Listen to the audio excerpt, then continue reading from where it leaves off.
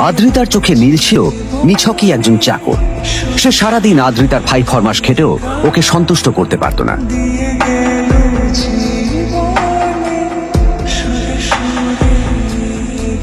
এত কিছুর পরেও কেন একজন ধনী বাবা তার মেয়েকে গরিব ছেলের সাথে বিয়ে দিলেন?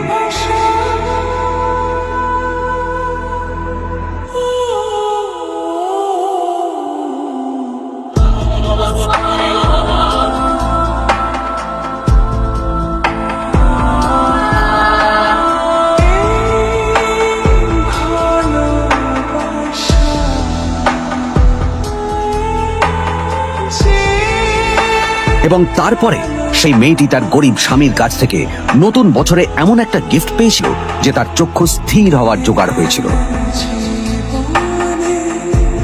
আর ওর স্বামী সম্পর্কে সত্যিটা জানার পর তো ও প্রায় অজ্ঞান হয়ে গিয়েছিল।